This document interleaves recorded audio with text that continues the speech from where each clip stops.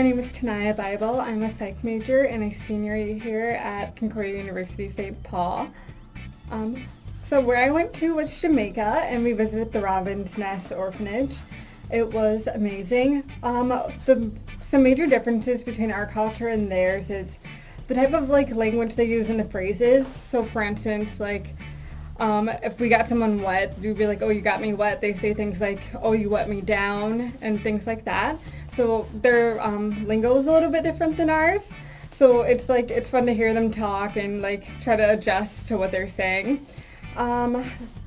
What the most challenging part of our trip was that we had a lot of early days and long days just working with children and getting up to feed them and help out with the different moms there working in the orphanage. So that was pretty challenging just because there was a lot to do in the day. We were exhausted, but every minute was worth it, and we got to learn a lot about the children and about the people who worked with them. So that was great. And the food was amazing. It was a little different than what we're used to here. For instance, I tried guava jam for the first time, and it's now my favorite thing in the world. So that is amazing, and they use different seasonings than we do, eat different things like chicken neck, which was a little scary, but it was actually pretty good, so I really enjoyed that. And will I go back? I would love to go back. I don't know when, but I'm hoping to go back on my own and just get that traveling experience there just because it was just so great, and it was definitely worth every minute.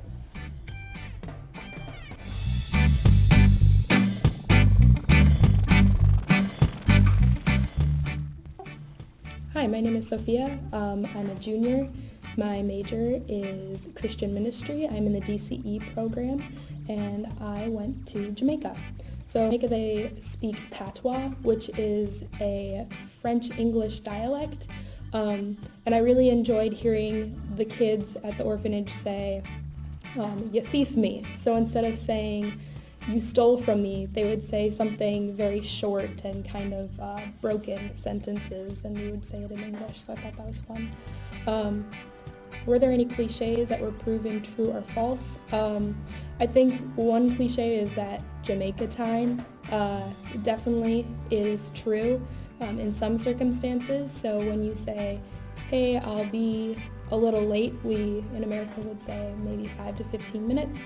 But in Jamaica they would say, "Hey, soon come," which means I'm coming soon, and that it could be anywhere from 5 minutes to 2 hours. So it is true Jamaica time.